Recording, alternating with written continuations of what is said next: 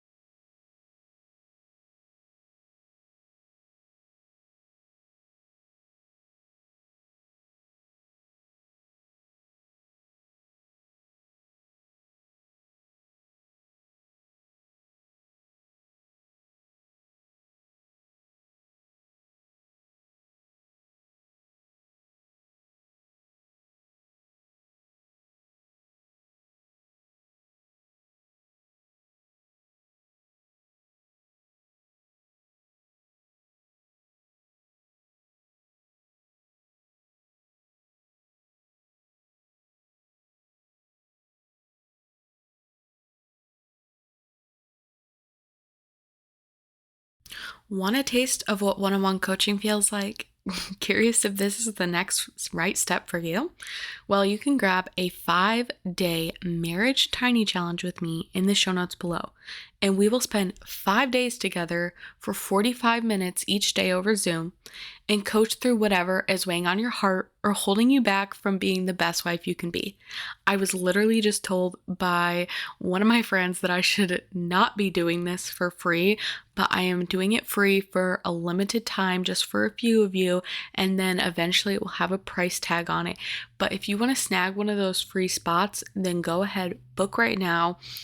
Even once these are paid, there's either way, free, paid, it's going to be very limited amount of them because I can only do one a week since it's so time involved. And this means time with you, time in your life, time working through your custom plan on how to move forward. So the best part of these is that they're so flexible. It's just me and you one-to-one over Zoom, and you can bring your husband. You can do it by yourself. You can show up with no idea about what you want to talk about, and I will guide you through it if that is the case, so there's no wasted time. Or you show up with a whole book of things to talk about, in which case we will get through the most important things first, and as many of them as we can. So if you're tired of feeling stuck, alone, and you're not loving the results your current way of life is giving you, then grab one of those spots in the show notes below, and we will get you unstuck and into a life that feels a lot more joyful and aligned with the calling that God has placed on your marriage, your heart, your life. Okay, so here's some of the common things that I see people saying when it comes to getting help in their marriage. So a lot of people will say, like, I want help, but I don't know who to go to, or I feel overwhelmed by all the options. And if that's the case, you just need to pick someone. Like, you just need to make a decision and go with it. Step out in faith. Don't be afraid. Don't be overwhelmed. Like, those things are not from the Lord. And you have to trust Him. You have to trust God that no matter what decision you make, if you and God are partnering together, then any decision you make could have the right results, right? It's more about what results am I going to get out of this than it is this the right decision or the wrong decision? And the results are more about how willing are you to make that decision? How willing are you to stick to it and make it work?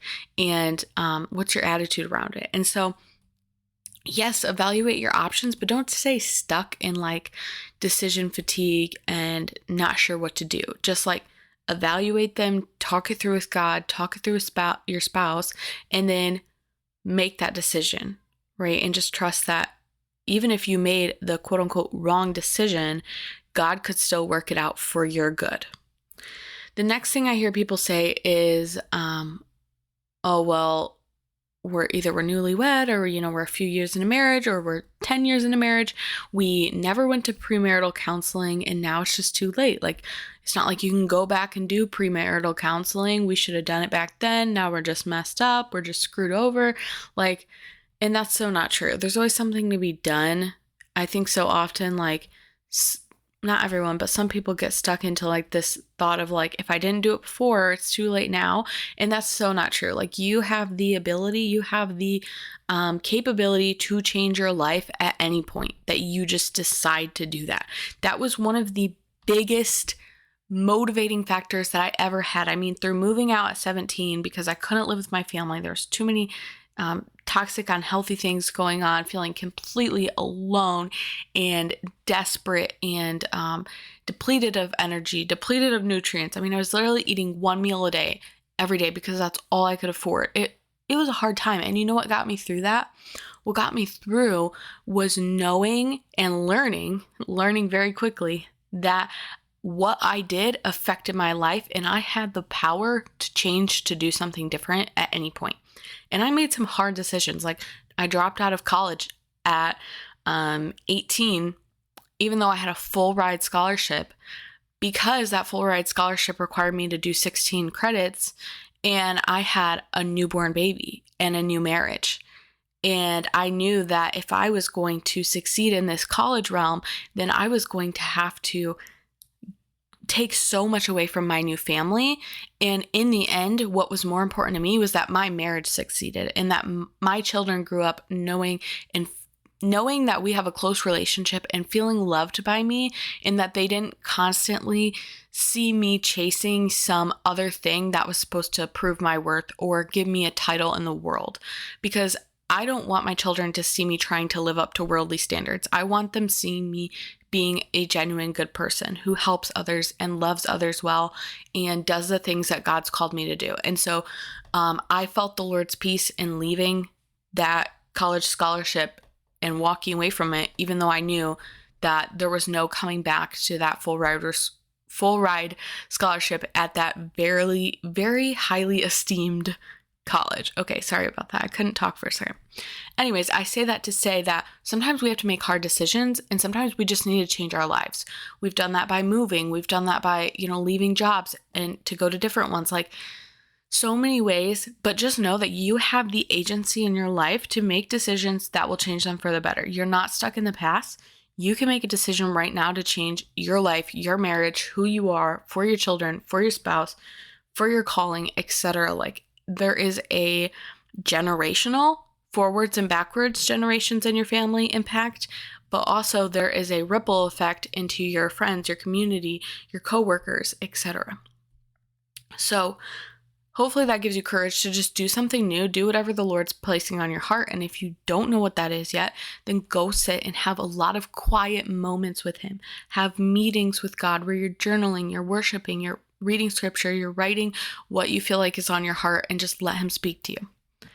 Another one that's kind of similar to that is I hear people say like, this one actually is mainly something that I believed, and it was that we're newlyweds, so we shouldn't be having any issues. That was a big one that was a blocker for me in our early marriage when we were struggling. Is like, I had this picture painted to me that like everyone should be in newlywed bliss.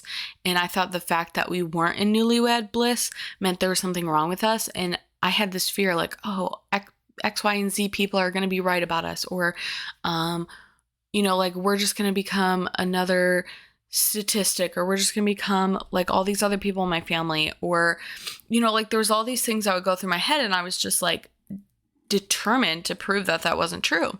And that's the power of making a decision, is if you decide that you're going to make something work, then you can make it work.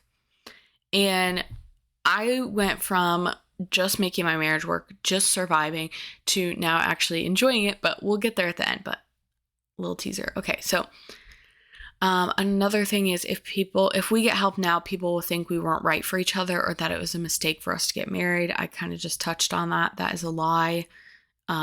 Getting help early is what will make your marriage one of the better ones. One of the ones that can be testament to your children, your grandchildren, and to those all around you. And remember that our marriages are testimonies for Christ.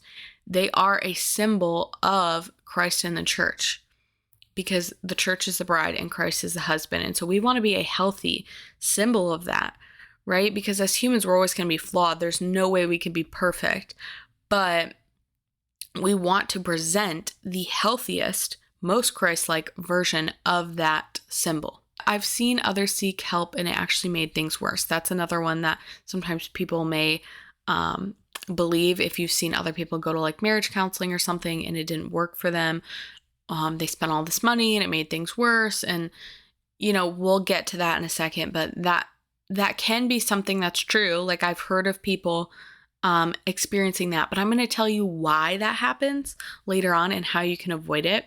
And then we should be able to figure this out between my spouse, me, and God. That's another thing that I see. That's probably the most common one that I see is as Christians, we can be so stubborn. People are like, no, God should just be able to swoop in and save my marriage. And like, we can figure this out between the three of us. And we don't have any need for like another human who's flawed to like come in and help us. And I think that that's just such backwards thinking, because the Bible shows in so many scriptures and so many stories, literally and figuratively, how we need each other and how God created us for community and how the church is supposed to support each other and all these things, right? Like, we are meant to seek help from each other. We're meant to have many wise counselors. And so if you get someone involved, that is not a show that like God's not working in your situation. Sometimes God uses other people to do that. And always, it is a partnership between you and God, yes, but sometimes there is a partnership where God brings someone else in to teach you something you didn't know or help you do something you didn't know. Like if you think about like the disciples in the Bible, like they had jobs. Like Jesus was a carpenter, Peter had a fishing business. Like they had these things that they actually learned how to do. God didn't like come in and like intervene and like teach them how to do that thing. Like they had to learn that on the earthly realm, how to do that by other mentors and people in their lives. And so sometimes it's the same with marriage. Like we don't go into marriage knowing how to do it. We need to have people who can give us wise counsel and be our marriage mentors or help us through things.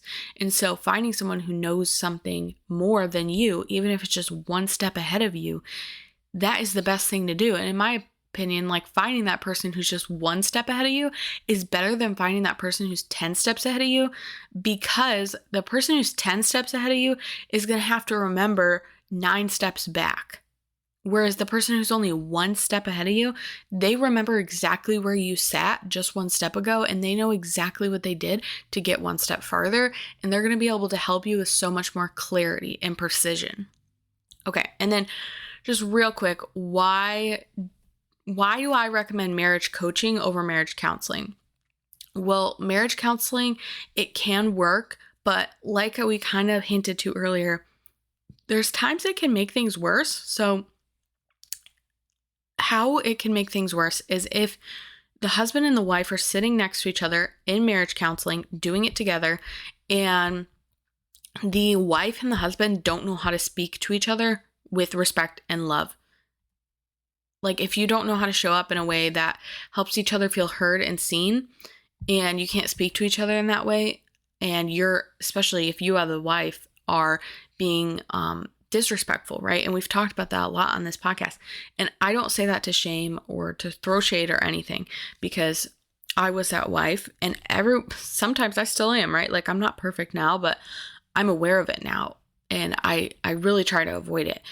But if you aren't aware of being disrespectful, or you don't know how to avoid being disrespectful to your husband yet, then if you're just dragging him through the mud in front of your counselor, then you're actually making him feel more and more disrespected, which is going to amplify the issues you're already having. So if you show up with grace and respect, then this could be a good route to go depending on the counselor. Obviously, that's another one of the downsides is you don't always know if that counselor who's counseling you actually has a good marriage, or if they, like what they have to offer. if you're like learning from someone like this, where you're learning from them on a training or a podcast or from their community, then you get to know them a little bit before you go into like working with them. Whereas marriage counselors don't always offer that. Sometimes they have books and stuff like that, but not always. So I would just, if you are going to go the marriage counseling route and you're just dead set on that, then make sure that you speak to your spouse very respectfully while you're in those sessions. And don't be fake, but like just show up respectfully and be honest in a respectful way. And if you can, try to get to know like the counselor before you start working them.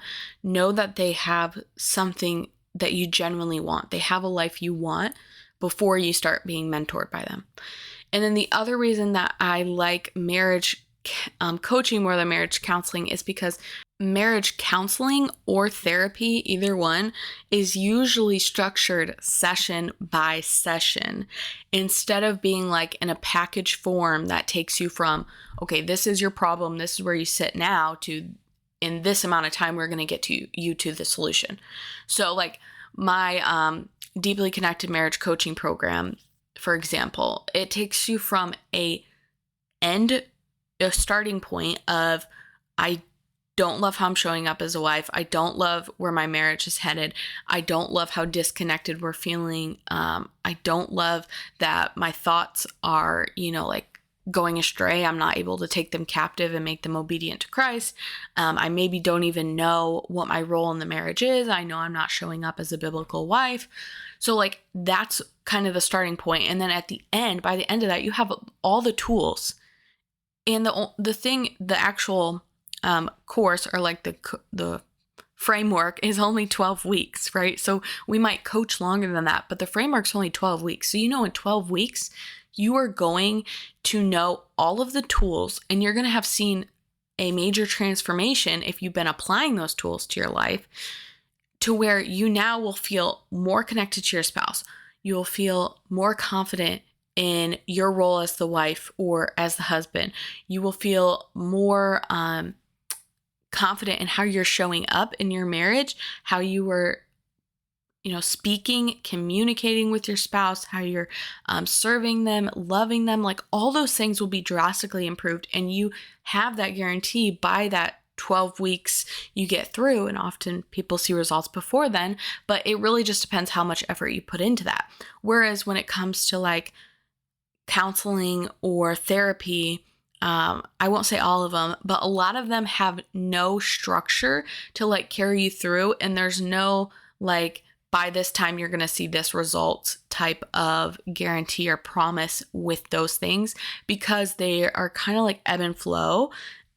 Go with, whatever comes up that week, which can be nice. I'm not saying that's a bad thing, but if that's what you like, then sure. And I think even counseling and therapy can go really good next to marriage coaching, like if you were doing both at the same time, because they can both address slightly different issues. And like coaching is more future focused, more like crushing goals, like getting to that better version of yourself, whereas therapy can sometimes go more like backwards and kind of dig into the past and like uproot stuff.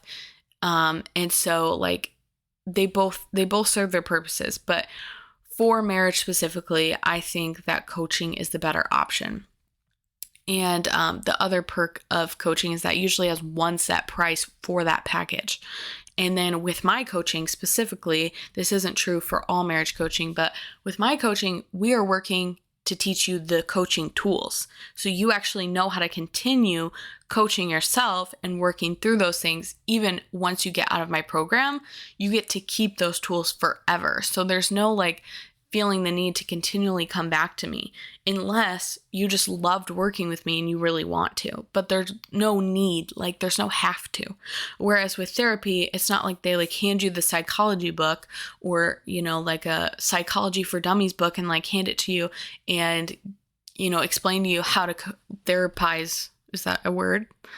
But you know what I'm saying? Like you aren't always handed the tools in therapy. It's more like you just stop going when you stop going. There's no really like one set price or one end date. Okay. So how do you know if it's time for marriage coaching or counseling or to get a wise mentor involved, like what are the signs? Number one, you don't love how you're showing up as a wife or husband in the marriage and you want to become a better version of yourself, the version of you that more represents Christ. So if you want any improvement, if you really want your marriage to look different than it does right now, if you're looking at other people and comparing your marriage and saying, I wish I had that, one, you really should probably avoid comparing your marriage. That's can lead to a lot of bitterness and resentment. But if you are feeling that way, then do something about it, right? And then two, you and your spouse cannot speak to each other without getting into an argument. So if you're arguing, being mean, miscommunicating, etc., on a daily or almost daily basis, like more days than you're not, then that's a good signal that it's time to get someone involved or get some help. And number three is you feel like you're just surviving in your marriage and it's not ever fun. It's not romantic. It's not loving. It's not enjoyable or desirable anymore. You feel a strong sense of apathy or meh about it, and or you have marriage goals and life dreams that you have completely given up on and pushed aside to just survive this season. This is where I was for a long time. I was sitting here just feeling like I was just getting through my marriage. Like I'm just surviving. I'm just going through the motions. I just need to keep us, like we just have to stay together, but it doesn't really need to be enjoyable. That was us for a long time and it was miserable. And I'm so glad that I did not stay there and I got the help to get out of that spot. So, and I also want you to consider as you're thinking through these things, what are the patterns that you see come up?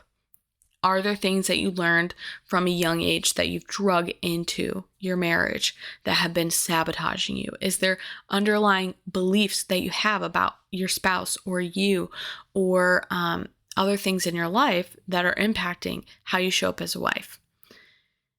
I want you to know that what stays the same stays the same. If nothing changes, nothing changes. You have to break out of stagnation if you want something to shift in your life. And so what is one step you can take today to shift that pattern? Maybe it's booking that 5-day marriage communication challenge with me. Or maybe it's, talking to a friend in your life who has a strong marriage. Maybe it's talking to your pastor. Maybe it's reading a marriage book. Whatever it is, you need to decide to make a change, to make a shift, because again, if nothing changes, nothing changes. So if you do want my help with this, if you're ready to make a change and get out of that stuck place, then book that 5-day marriage communication tiny challenge in the show notes below. Grab one of those limited spots. We can get started crafting your custom marriage plan pretty quickly. As of right now, at least, they are limited and they might fill up quickly. So I would grab one of those. And I want to remind you that change can really begin with just one spouse. So even if you're in this alone and your spouse is not on board with changing anything or getting help, just know that it really only takes one person and things can begin to shift majorly.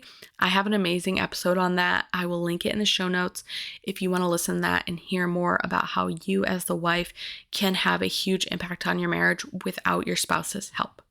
And as always, remember, healthy marriages create healthy homes, and healthy homes change generations. I love you. I'm rooting for your marriage transformation, and I am praying for you. Have a blessed day.